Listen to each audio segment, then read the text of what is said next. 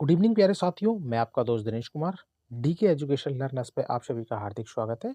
तो आज हमारा हिंदी का प्रैक्टिस सेशन नंबर 15 है। तो हो जाइए तैयार, शुरू करते हैं आज के क्वेश्चन। यस, क्वेश्चन नंबर 1 क्या कह रहा है आपका? निम्नलिखित में से मातृभाषा शिक्षण का सिद्धांत नहीं है। ऑप्शन नंबर 1 आवृत्ति का सिद्धांत, पुनर्वलन का सिद्धांत, चिंतन मनन का सिद्धांत या योजना का सिद्धांत। तो बताइए प्यारे साथियों, क्या होगा? मातृभाषा शिक्षण का सिद्धांत क्या नहीं है? अरे भाई, ऑप्शन नंबर 3 नहीं है ना? चिंतन मनन का सिद्धांत। Yes, option number 3 is right answer. Question number 32, एक पाठक बैठक में अपने विचार प्रस्तुत करने के लिए प्राथमिक विद्यालय में बच्चों के बीच सीखने पर कोविड-19 महामारी का प्रभाव विषय पर पठन सामग्री में संकेत लेता है। इस प्रकार का पठन क्या कहलाएगा? तो बताइए प्यारे साथियों। प्रतिबिंबात्मक पठन, तार्किक पठन, सरसरी तौर पर पढ़ना या बारीकी से पढ़ना। तो बताइए प्यारे साथियों। अरे एक शिक्षक महोदय, आप लोग जब अपने बच्चों के साथ में स्कूल में विचार प्रस्तुत करोगे, कौन सी क्लास के विद्यार्थी हैं आपके? प्राथमिक क्लास के विद्यार्थियों। बच्चों को सीखने पर कोविड-19 महामारी का प्रभाव विषय पर पठन सामग्री से संकेत लेता है। तो आप इस प्रकार के पठन को क्या कहोगे? अरे भाई, सरसरी तौर पर पठन। Option number 3 is right answer. Question number 33, प्राथमिक स्तर पर बच्चों की भाषा शिक्षण के संदर्भ में निम्नलिखित में से कौन सा कथन असत्य है? ध्यान रखना दोस्तों, असत्य कथन पूछा है। क्वेश्चन को अच्छे तरीके से पढ़ लीजिए करिए। ऑप्शन नंबर 1, सुधार के नाम पर ही जाने वाली टिप्पणियों व निरर्थक अभ्यास से बच्चों में अरुचि उत्पन्न हो सकती है।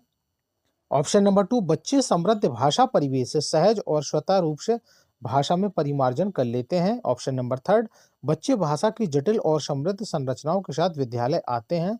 ऑप्शन नंबर 4, बच्चों की भाषा संकल्पनाएं और विद्यालय में प्रचलित भाषा परिवेश में विरोधाभास ही भाषा सीखने में सहायक होता है। तो क्या होगा दोस्तों? असत्य कथन पूछा है, निगेटिव क्वेश्चन है, तो राइट आंसर होगा ऑप्शन नंबर 4, जो इसका निगेटिव है। समझ में आया नहीं आया? अरे क्या कह रहा है ऑप्शन नंबर 4? बच्चों की भाषा संकल्पनाएं और विद्यालय में प्रचलित भाषा परिवेश में विरोधाभास ही भाषा सीखने में सहायक होता है क्या? ये बात तो बिल्कुल गलत है। तो गलत है, तो ऑप्शन क्वेश्चन निगेटिव है, आंसर निगेटिव है, तो आंसर होगा option number 4 is right answer. Question number 34, Hindi शिक्षण की दृष्टि से निम्न में से कौन सी पद्धति छोटी कक्षाओं की अपेक्षा बड़ी कक्षाओं के लिए अधिक उपयोगी? क्या प्रोजेक्ट विधि होगी, मॉन्टेसरी पद्धति होगी, डाल्टन पद्धति होगी या किंडरगार्टन पद्धति होगी? तो बताइए प्यारे साथियों, भाई बड़ी कक्षाओं के लिए अधिक उपयोगी कौन सी विधि होगी? भाई प्रोजेक्ट विधि होगी। Option number 1 is right answer. भाई बताओ, सारे के सारे सहमत हो कि नहीं हो? बिल्कुल सर, बिल्कुल। Option number 1 is right answer. Question number 35, एक शिक्षिका कक्षा 8 के शिक्षार्थियों को समाचार पत्र में से एक अनुच्छेद उपलब्ध कराती है जो उनके भाषा स्तर में थोड़ा सा ऊपर है, उनकी भाषा के स्तर से मतलब थोड़ा सा ऊपर लेवल का है। शिक्षार्थियों को उस अनुच्छेद पर अनेक काम करते हैं, इसे क्या कहा जाएगा? तो बताइए प्यारे साथियों। अवबोधनात्मक योग्य निवेश कहा जाएगा, अवबोधन अगम्य निवेश कहा जाएगा, या बोध पठन कहा जाएगा, या परिकल्पना सीखना कहलाया जाएगा? क्या होगा प्यारे साथियों 35 का राइट आंसर? बिल्कुल, option number 1 is right answer, अवबोधनात्मक योग्य निवेश। Option number 1 is right answer. Question number 36, उच्च प्राथमिक स्तर पर व्याकरण शिक्षण की उपयुक्त विधि प्रणाली है। चलिए भाई, सूत्र प्रणाली है, भाषा संसर्ग प्रणाली है, आगमन प्रणाली है, या समवाय प्रणाली है? तो बताइए प्यारे साथियों, उच्च प्राथमिक स्तर पर व्याकरण शिक्षण की उपयुक्त विधि प्रणाली कौन सी है? भाई आगमन विधि। व्याकरण शिक्षण में क्या आता है आपका? आगमन और निगमन, ठीक है। लेकिन सबसे उपयुक्त किसे माना जाता है? सबसे उपयुक्त आगमन विधि को माना जाता है। भाई आगमन विधि आपकी उदाहरण उदाहरण से नियम की ओर चलती है, और निगमन विधि कहां से चलती है? नियम से उदाहरण की ओर। तो यस, इस क्वेश्चन का राइट आंसर है option number third. Question number 37, आकलन की प्राकृतिक रिक्त स्थान और उत्तरदायी पूर्ण होनी चाहिए। चलिए प्यारे साथियों, मानवीय एवं कठोर होनी चाहिए, कठोर एवं पारदर्शी होनी चाहिए, या मानवीय या पारदर्शी होनी चाहिए, पारदर्शी या व्यक्तिनिष्ठ होनी चाहिए। तो बताइए प्यारे साथियों, आकलन की प्रकृति कैसी होनी चाहिए? अरे भाई, मानवीकृत एवं पारदर्शी होनी चाहिए। Yes, option number third is right answer. Question number 38, कहानी शिक्षण में बरती जाने वाली सावधानी क्या है? चलिए भाई, कहानी शिक्षण के समय पे कौन कौन सी सावधानी बरतनी चाहिए? ऑप्शन नंबर 1 कह रहा है आपका, कथा वस्तु बालकों के स्तर के अनुकूल होना चाहिए, उनमें गतिशीलता और क्रमबद्धता भी हो, कथा वस्तु में भयानक और विभत्स दृश्य ना हो, या ये सभी। तो बताइए प्यारे साथियों, कहानी शिक्षण में बरती जाने वाली सावधानियां ये सारी की सारी हैं, तो इसका राइट आंसर है option number 4 is right answer. I hope आप लोग समझ गए होंगे। क्वेश्चन नंबर 39, एक भाषा शिक्षक के रूप में सबसे बड़ी चुनौती। चलिए भाई, आप एक भाषा शिक्षक हो, मेरे सारे के सारे विद्यार्थी, आप लोगों के लिए सबसे बड़ी चुनौती क्या होगी? चलिए बताइए। ऑप्शन नंबर 1 क्या कह रहा है? बहुभाषिक कक्षा के शिक्षण के लिए उचित रणनीति तय करना, क्या ये समस्या होगी? ऑप्शन नंबर 2 कह रहा है बच्चों को भाषा सीखने के महत्व से परिचित करना।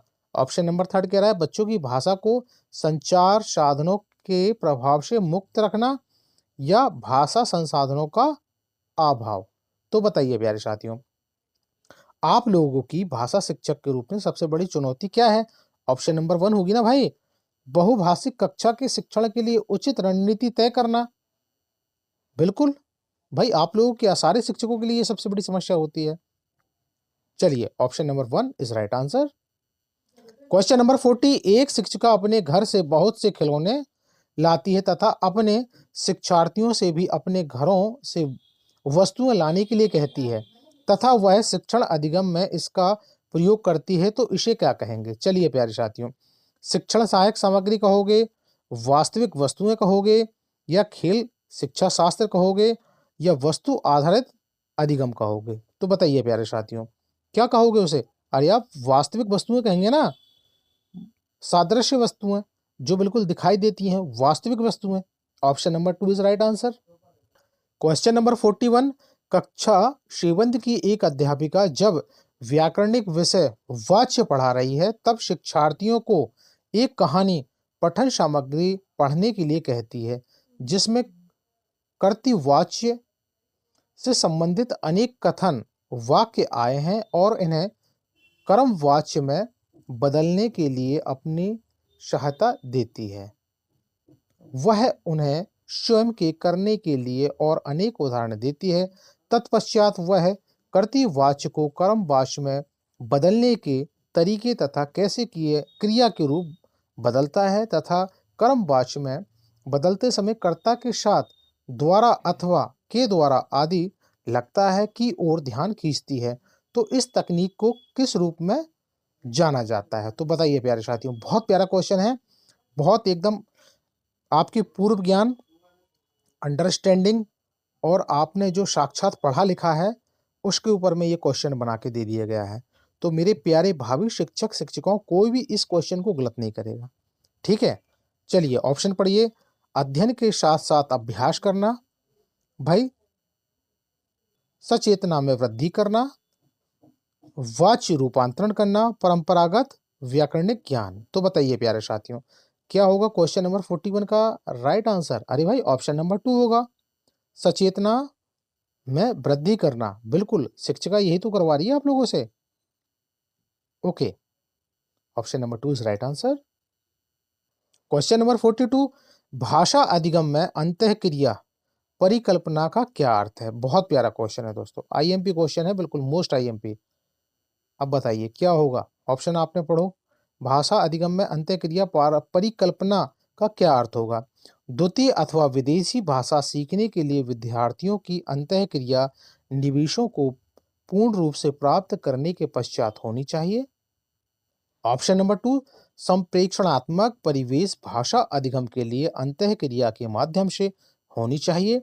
ऑप्शन नंबर थर्ड, शिक्षार्थी द्वितीय या विदेशी भाषा के निवेश अवसरों के आधार पर अंतःक्रिया नहीं करते हैं। ऑप्शन नंबर फोर, शिक्षार्थियों को द्वितीय अथवा विदेशी भाषा सीखने के लिए निवेशों पर आधारित अंतःक्रिया करनी चाहिए। तो बताइए प्यारे साथियों, क्या होगा राइट आंसर? भाषा अधिगम में अंतःक्रिया परिकल्पना का अर्थ होगा ऑप्शन नंबर फोर। भाई, शिक्षार्थियों को द्वितीय अथवा विदेशी भाषा सीखने के लिए निवेशों पर आधारित अंतःक्रिया करनी चाहिए। बिल्कुल absolutely correct. Option number four is right answer ना। भाई कौन कौन सहमत है? हाथ खड़े करो सारे के सारे। अरे भाई option number four is right answer, बिल्कुल पॉजिटिव आंसर है ये।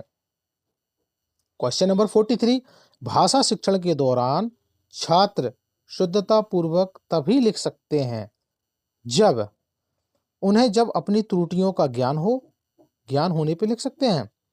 उन त्रुटियों से अभिभावकों को परिचित कराया जाए। भाई अभिभावकों से परिचित कराने से क्या फायदा? भाई ठीक तो आप लोगों को ही करना पड़ेगा ना। छात्र को लाठी डंडे से कूट देना, ये भी नहीं करना। शिक्षक उन त्रुटियों को सुधारने दे। चलो ये तो पॉजिटिव है, ये दोनों कट गए। अब बताइए प्यारे साथियों, भाषा शिक्षण के दौरान छात्र शुद्धता पूर्वक सही तभी लिख सकते हैं जब उनकी त्रुटियों का ज्ञान हो, कि भाई उनको पता भी तो हो कि हाँ ये मैंने गलत लिखा हूं। Option number one is right answer. कौन कौन सहमत है भाई? हाथ खड़ा करो। चलो सारे के सारे सहमत हो। क्वेश्चन नंबर 44, प्राथमिक स्तर पर आप किसी तरह का बाल साहित्य उचित समझते हैं? भाई कौन से बाल साहित्य को आप उचित समझोगे? चलिए प्यारे साथियों बताइए। भाई केवल कहानियों को, ऐसा साहित्य जो प्रसिद्ध साहित्यकारों द्वारा लिखा गया हो, ऐसा साहित्य जिसमें शब्दों और घटनाओं का दोहराव हो, या केवल पद्यांश? तो भाई केवल वालों को तो काट दो, ये केवल नाम के दोनों राक्षस आ गए। अब आपके पास बचे हुए हैं दो ऑप्शन, तो बताइए प्यारे साथियों क्या होगा 44 का राइट आंसर? चलो क्वेश्चन को दोबारा पढ़ो तब समझोगे आप। प्राथमिक स्तर पर आप किस तरह के बाल साहित्य को उचित समझोगे? अब दोनों को पढ़ो आप, ऑप्शन नंबर 2 और ऑप्शन नंबर 3 को। तो इसमें पॉजिटिव आपका ऑप्शन नंबर थर्ड है, ऐसा साहित्य जिसमें शब्दों और घटनाओं का दोहराव हो। ओके भाई, प्रसिद्ध साहित्यकारों द्वारा लिखा गया हो, बात ठीक है, परंतु सबसे ऑथेंटिक ऑप्शन नंबर थर्ड है। क्वेश्चन नंबर 45, पठन में वर्ण संकेत वे संकेत हैं। चलिए प्यारे साथियों, पठन में वर्ण संकेत क्या होते हैं? जो शब्दों के अर्थ ढूंढने में सहायता करते हैं, जो शब्दों के सही उच्चारण के लिए सहायता करते हैं, जो अर्थ बताने की प्रक्रिया में सहायता करते हैं, जो व्याकरणिक कोटि को पहचानने के लिए हैं। तो बताइए प्यारे साथियों, वर्ण संकेत वे संकेत होते हैं जो अर्थ बताने की प्रक्रिया में सहायता करते हैं। बिल्कुल बिल्कुल absolutely correct, option number third is right answer. Question number 46, शिक्षा के विविध साधनों एवं स्रोतों को अनदेखी किए जाने का प्रमुख परीक्षा का एकमात्र आधार बनने की प्रवृत्ति है। अब बताइए भाई कारण क्या होगा? पाठ्य पुस्तक होंगे, आकलन होगा, भाषा होगा, या अभिव्यक्ति होगी? तो क्या होगा इसका राइट आंसर? बिल्कुल option number one is right answer, पाठ्य पुस्तकें। समझ में आया? क्वेश्चन नंबर 47, रवि समाचार पत्र में एक रोचक लेख पढ़ रहा है। वह लेखक के बारे में समस्त विचारों को जानना चाहता है। वह अपने पठन में क्या करता है? चलिए भाई, अवलोकन करता है, सरसरी दृष्टि से देख रहा है, विशेष तथ्य को पढ़ने के लिए पठन कर रहा है, रिपोर्ट लिखने के लिए पढ़ रहा है। तो क्या होगा प्यारे साथियों? और रवीश नाम का एक बालक है, समाचार पत्र में एक रोचक लेख पढ़ रहा है।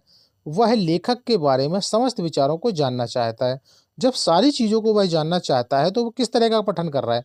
अरे भाई सरसरी दृष्टि से ही तो देख रहा है ना, सरसरी दृष्टि से ही देख रहा है, देख के पढ़ रहा है ना वो। तो option number 2 is right answer. समझ में आ गया? क्वेश्चन नंबर 48, भाषा शिक्षण के दौरान उच्चारण संबंधी अशुद्धियों को कैसे दूर किया जा सकता है? चलिए प्यारे साथियों, आप लोग अपनी क्लास में बच्चों के उच्चारण संबंधी दोष को कैसे दूर करोगे? बताइए। अरे छात्रों को ध्वनि तत्व का ज्ञान करा करके, उन्हें शुद्ध उच्चारण का अभ्यास करा के, विश्लेषण विधि के द्वारा, या ये सभी के द्वारा। तो बताओ प्यारे साथियों, भावी शिक्षक शिक्षिकाओं, आप कैसे अपने विद्यार्थियों का उच्चारण दोष ठीक करोगे? अरे भाई, ये सारी प्रक्रियाओं को छात्रों को ध्वनि तत्व का ज्ञान कराओगे, छात्रों को शुद्ध उच्चारण का अभ्यास कराओगे, विश्लेषण विधि के द्वारा कराओगे, तो ऑल ऑफ दीज सभी कथन सही हैं, राइट। क्वेश्चन नंबर 49, आधारभूत अंतः वैकल्पिक संप्रेषणात्मक कौशल को क्या कहते हो भाई?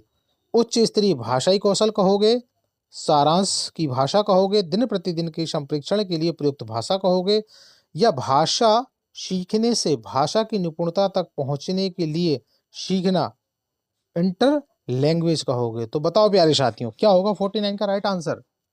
अरे किसके बारे में पूछ रहा है? व्यक्तिक संप्रेषणात्मक कौशल को क्या कहोगे भाई? उच्च स्तरीय भाषाई कौशल कहोगे ना। Option number 1 is right answer. ठीक है कि नहीं है? बिल्कुल ठीक है भाई प्यारे साथियों। ये क्वेश्चन नंबर 50, अभ्यास की अवस्था में महत्व दिया जाता है, भाई बताओ किसे दिया जाता है? भाई प्रैक्टिस की अवस्था में किसे महत्व दिया जाता है? पढ़ने को, लिखने को, मौखिक वाचन करने को, या सभी को? बहुत सिंपल से क्वेश्चन है ये पेपर वाले क्वेश्चन है। ये आप सोच रहे हो कि सर पता नहीं कहाँ से लेके आ गया। अरे भाई, ये आपके एग्जाम में आए हुए क्वेश्चन है।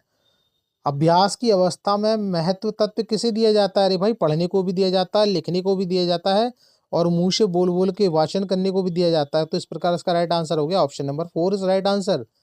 आया मजा? Very good. चलिए, तो अपने शरीर के लिए गुरुदक्षिणा समझ के लाइक सब्सक्राइब जरूर करिए। अगला क्वेश्चन है प्यारे साथियों, अब क्वेश्चन नंबर 51, भाषा आकलन का लक्ष्य मापता है, भाई किससे मापता है? पढ़ो भाई, ऑप्शन पढ़ो।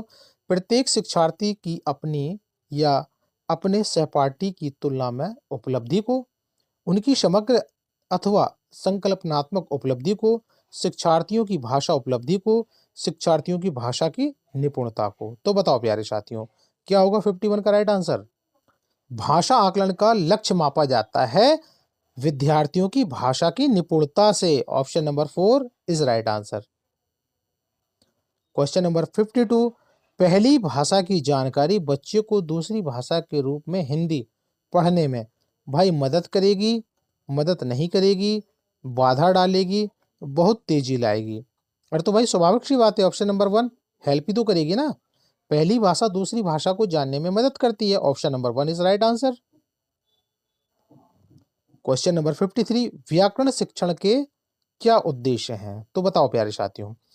छात्रों को शुद्ध बोलने, लिखने एवं पढ़ने की प्रेरणा देना, रचनात्मक एवं सृजनात्मक का विकास करना, वाक्य रचना के नियम, विराम चिन्हों का शुद्ध प्रयोग करना, ये सभी?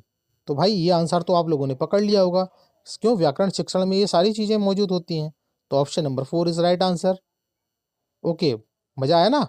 चलिए, क्वेश्चन नंबर 54, सुभाष भाषाओं के बारे में सोचने तथा बात करने की योग्यता रखता है, इसका क्या अभिप्राय होगा? चलिए भाई, सुभाष भैया वह बहुभाषिक जागरूकता रखता है, बिल्कुल बात सही है। वह ध्वन्यात्मक जागरूकता रखता है, वह प्रतीकात्मक सचेतता रखता है, वह ग्राह्य कौशल रखता है। तो क्या रखते हैं सुभाष भाई? ऑप्शन नंबर 1, वह बहुभाषिक जागरूकता रखता है। Option number 1 is right answer. लिंग दो, किसी पठन सामग्री या बोलने या बोले गए कथन में कुछ शब्दों की पहचान कर लेता है, परंतु स्वयं से उसका प्रयोग नहीं कर पाता, तो इन शब्दों को क्या कहते हैं? सक्रिय शब्द संपदा, निष्क्रिय शब्द संपदा, कठिन शब्द, या अपरिचित शब्द? तो बताइए, लिंगदो नाम का एक छोटा सा प्यारा सा नन्हा सा विद्यार्थी आपका, वो क्या कर रहा है भाई? किसी पठन सामग्री या बोले गए कथन में कुछ शब्दों की पहचान तो कर लेता है, परंतु बेचारा नन्हा मुन्ना बच्चा स्वयं से इसका प्रयोग नहीं कर पाता है। तो इन शब्दों को क्या कहोगे भाई? इन शब्दों को आप क्या कहोगे? निष्क्रिय शब्द संपादन। Option number 2 is right answer. पाठ पढ़कर छात्रों से प्रश्न बनवाने से, चलिए भाई क्या होगा भाई? बताइए, आप लोग जब अपनी क्लास में पाठ पढ़वाओगे तो प्रश्न बनवाने से क्या होगा? इस बात का पता चलता है कि बच्चे प्रश्नवाचक शब्दों से परिचित हैं या नहीं। क्या ये काम कराओगे? शिक्षक को यह जानने का अवसर मिलता है कि बच्चों ने पाठ की कितनी गहराई से समझ बनाई है। भाई ये तो पॉजिटिव लग रहा है। कक्षा कार्य की अच्छी युक्ति पूरी होती है। प्रश्न बनाने की आदत का विकास होता है। तो बताओ प्यारे साथियों, पाठ पढ़ाकर बच्चों से प्रश्न बनवाने से क्या होगा? ऑप्शन नंबर 2 होगा भाई, मेरे सारे के सारे भावी शिक्षक क्या करोगे? यह जानने का अवसर मिलता है कि बच्चे ने पाठ को कितनी गहराई से और कितनी अच्छे से अंडरस्टैंडिंग से समझा है। Okay, option number 2 is right answer. Question number 56, भाषा शिक्षण में परंपरागत आरंभिक शिक्षण क्या है भाई? स्वरों को लिखना सिखाना, व्यंजन को लिखना सिखाना, स्वरों एवं व्यंजनों को क्रमिक रूप से लिखना सिखाना। बिल्कुल भाई, यह ऑल ऑफ दिस। तो क्या होगा प्यारे साथियों, भाषा शिक्षण में परंपरागत आरंभिक शिक्षण होगा, स्वरों एवं व्यंजनों को क्रमिक रूप से लिखना सिखाना। Option number 3 is right answer. Question number 58, Hindi भाषा के मौखिक व्यवहार में शब्दों के शुद्ध उच्चारण निर्भर करते हैं। भाई किस पे निर्भर करते हैं? बोलने पे बल देते हैं, सुनने या बोलने के सुर पर बल देते हैं, बोलने के अनुतान पर, या ऑल ऑफ दीज? तो भाई इसका राइट आंसर होगा ऑप्शन नंबर 4। ये सारी की सारी चीजों पे महत्व दिया जाता है। तो option number 4 is right answer. Question number 59, भाषा शिक्षण का कार्य भाषा विषयक जटिल आदतों का निर्माण करना, यह कथन किसका है? किलपेट्रिक महोदय का है, एम.एस. कीन्स का है, गुरी का है, या रॉबर्ट लाडो का है? तो बताओ प्यारे साथियों, क्या होगा right answer? Option number 4 is right answer, Robert Lado. Question number 60, निम्नलिखित में से कौन सा भाषाई अभिव्यक्ति का विकार नहीं हो सकता? चलिए प्यारे साथियों, बहुत प्यारा क्वेश्चन है। स्थानिक मान को समझने में कठिनाई का होना, भाषा की सीमितता का होना, नए शब्दों को सीखने में कठिनाई होना, सही शब्दों की खोज में कठिनाई होना। तो बताइए प्यारे साथियों, कौन सा भाषाई अभिव्यक्ति का विकार नहीं हो सकता है? ऑप्शन नंबर 1 नहीं हो सकता भाई, स्थानिक मान को समझने में कठिनाई का होना। Option number 1 is right answer. भाई आईएमपी क्वेश्चन है ये। तो आज आपका प्रैक्टिस सेशन नंबर 15 यहीं पे होता है कंप्लीट। आई होप यू, आप लोगों को सेशन काफ़ी अच्छा लग रहे होंगे। जल्दी से जाकर के जितने पुराने प्रैक्टिस सेशन हैं और 2 महा मैराथन हैं, आप उनको रिवाइज कर लीजिए। आप हिंदी से बिल्कुल चिंता मुक्त हो जाइए। आउट ऑफ 30 में से 30 आपको 100% ये दिला के जाएंगे। तो मिलते हैं अगले प्रैक्टिस सेशन में। Thank you so much watching for video. Please like, subscribe and comment जरूर करें। गुरुदक्षिणा दे के जाना है सर को। तो ठीक है, अपना ध्यान रखिए, मिलते हैं अगले सेशन में। जय हिंद, वंदे मातरम।